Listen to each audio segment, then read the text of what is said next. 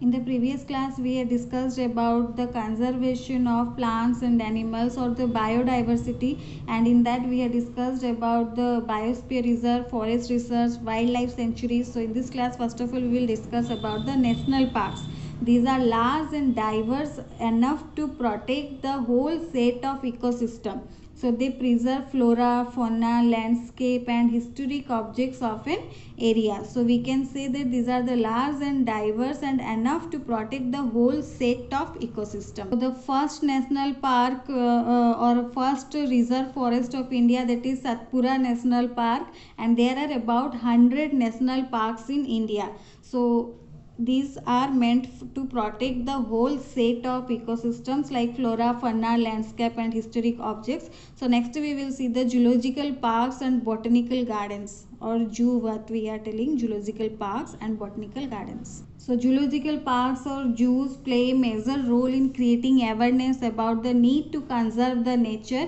Few of the zoos serve as the breeding centers for some rare or endangered animals, and botanical gardens, these have been established to conserve rare and threatened plant species. So here plant species are protected, or here plant species are conserved. Botanical gardens, they are also serve as seed bank and have a reserves of seeds, or several species of the plants can be found in the botanical gardens.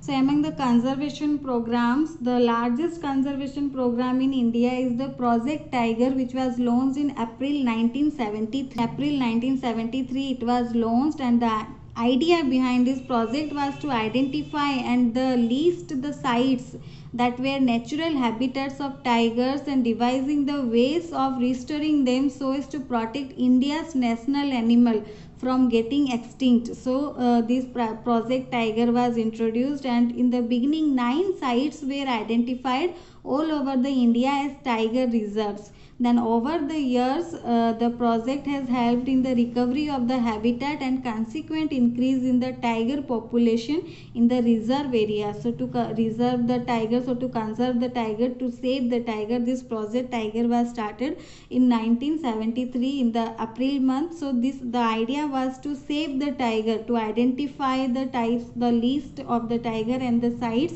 where they can naturally grow, or the what were the natural habitats of the tigers. Then slowly the over the years the project has helped in the recovery of the habitat and the consequent increase in the tiger population in the reserve areas. Next we will see what is Red Data Book. The IUCN means International Union for Conservation of Nature and Natural Resources.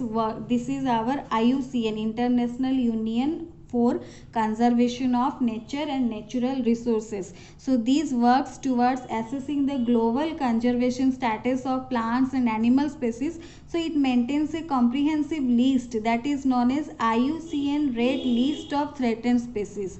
So the species are classified here into 9 categories on the basis of criteria such as the rate of decline, population size, area of geographical distribution. So like that the 9 categories are there.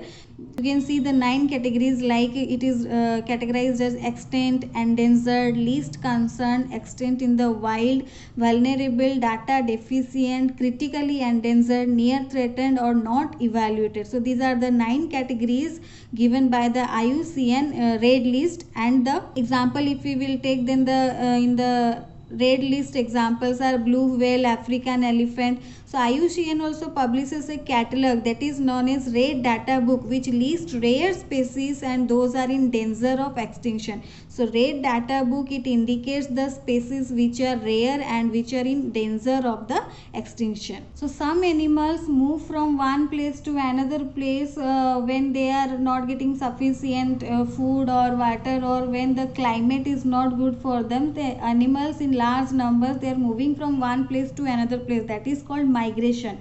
The movement of animals in large numbers from a place of declining food and resource to another place with more food and resources during a year. That is called migration. When the climate is not good or they are not getting food or enough space for breeding, then they are moving from one place to another place. That movement is called migration. Many birds fly to far away areas every year during particular time because of the climatic changes. Due to the climatic changes, they fly to the other areas where the habitats become suitable, or they move to for laying the eggs. When their natural habitats become unsuitable for them, they move for the breeding. These birds cover large distance to reach another land, and they are known as migratory birds.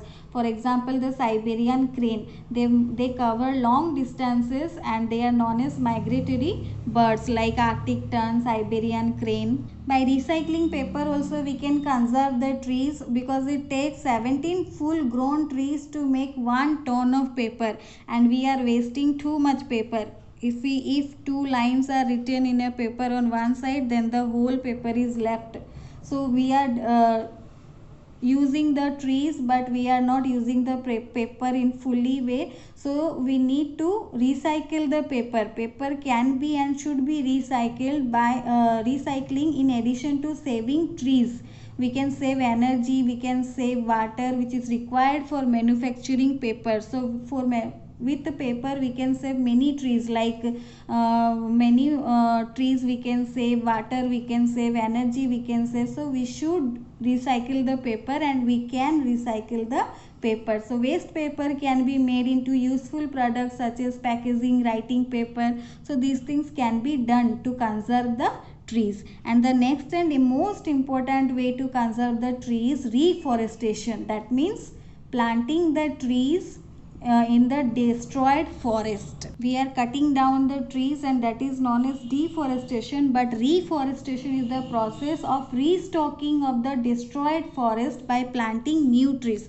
So here we can plant new trees and we can create a forest, or we can restock the destroyed forest.